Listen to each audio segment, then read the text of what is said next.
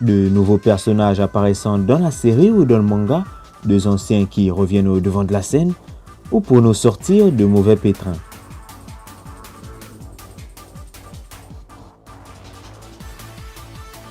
Que ce soit alliés ou ennemis, il y a des personnages qui ont su marquer les esprits rien que de par leur apparition au sein de l'œuvre Dragon Ball.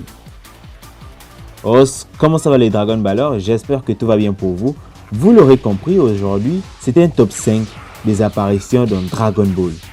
Des personnages qui apparaissent pile au bon moment, au bon endroit, ou des apparitions aussi qu'on aurait pu carrément s'en passer. Bref, sans plus tergiverser, nous sommes partis. Ixor! Goku Ub. La première apparition d'Ub dans le manga, l'œuvre originale, est très expéditive, je vous l'accorde. On nous dit qu'il est la réincarnation du démon Majin Buu pur, le démon féroce contre qui nous nous sommes affrontés. Du coup, quand tu vois ça, c'est un grand oui, clairement. La toute première fois qu'on l'a vu, il paraissait timide, renfermé, très poli.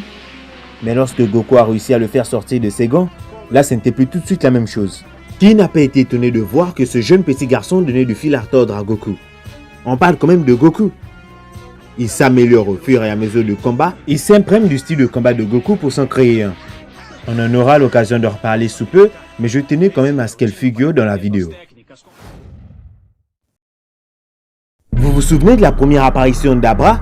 Déjà d'une, il nous a dit que c'était le roi du royaume des ténèbres. Déjà tu flippes, rien qu'en voyant son chara-design, tu te demandes, mais est-ce que Goku ou même Vegeta pourrait le battre?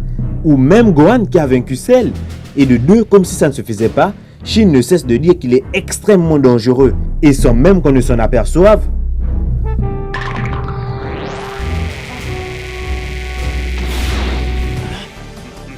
Faites attention, il nous a repérés!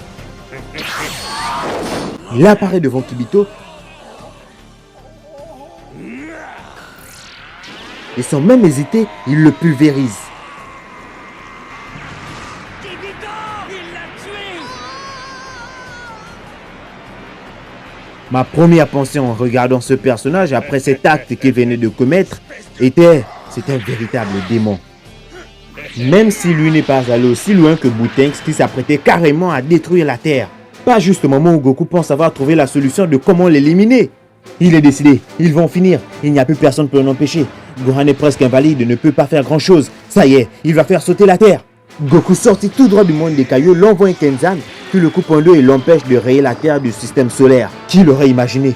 Goku est de retour sur Terre, il est censé être mort pourtant. Et ce regard-là veut certainement dire, tu ne m'avais tout de même pas oublié.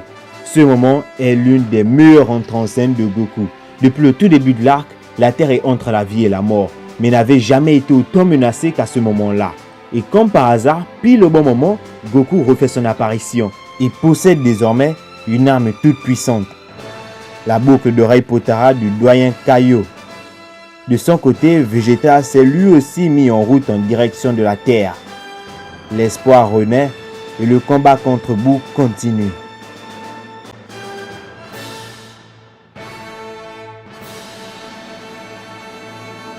Végétaux apparaît. C'est encore mieux que ce que je pensais. Là on est sur du très très lourd. PS, petite précision, dans l'animé, dans le manga aussi c'est stylé et impactant. Mais franchement, ça ne vaut pas l'animé. Où ils ont abusé, en particulier dans le début du combat, où il semble badass et surcheaté. Et son arrogance joue aussi beaucoup sur le fait que je surkiffe le personnage. Et peut-être que vous aussi. Regarde, rien que la scène où Végétaux forme de base se taper contre Buan foudroie le verse de certains animés. Et enfin un personnage tenait tête à ce monstre qui ne cessait d'éliminer tout guerrier qui se présentait devant lui. Et le pire, c'est qu'il ne semblait même pas s'être donné à fond. Et même lorsqu'il s'était changé en Super Saiyan. Contrairement à ce qu'on pouvait penser, il n'était pas que dans l'amusement. Parce que quand même, on se disait, mais pourquoi est-ce qu'il ne l'élimine pas tout de suite? Pourquoi est-ce qu'il préfère jouer avec cette créature? Après, elle va chercher à ruser et elle va réussir à la voir. Mais le truc étant que Végétaux avait un plan. Il voulait libérer ses amis qui s'étaient fait absorber par la créature. Et c'était un grand honneur de voir la coalescence sous l'union des pouvoirs spéciaux de Goku et de Vegeta en action. Cette apparition restera et reste l'une des plus mémorables qui m'était donné de voir dans Dragon Ball. Même si son rival a fait bien mieux. Beaucoup mieux. Gogeta. Quand je l'ai vu pour la toute première fois, dans ma tête ça a fait bim. C'est comme si Dragon Ball me disait, tu pensais avoir tout vu? Regarde, voici Gogeta. Regarde-moi ce flow intergalactique, ce design, cette aura monstrueuse, cette apparition iconique. Il respire la confiance en soi et la maîtrise parfaite de la situation. Regarde son visage, il n'est clairement pas là pour déconner. Gogeta, il ne marche pas, non. Il ne vole pas non plus, il glisse. Parce qu'il est trop chaud. Plus de coups par laquelle se fait essayer Janemba. Il ne l'a vaincu qu'en ne serait-ce que 4 coups. Double coup de genou dans la nuque, suivi d'un coup de pied aussi puissant que classe, signé Shigeasu Yamauchi. Ensuite de ça, sans perdre ne serait-ce qu'une seconde, il lève le bras, crée une boule de ki multicolore appelée Soul Punisher. Technique qui sert à tuer l'ennemi si celui-ci est mauvais et profondément méchant. Ce qui est le cas de Janemba et donc qu'il a désintégré. Il a fait tout le contraire de Végétaux et inversement. D'ailleurs, lequel d'entre ces deux-là vous a le plus marqué?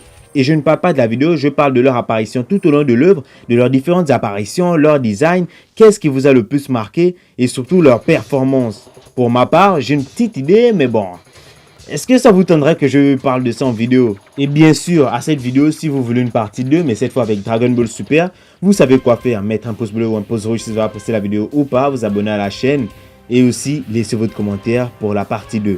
Tchuss.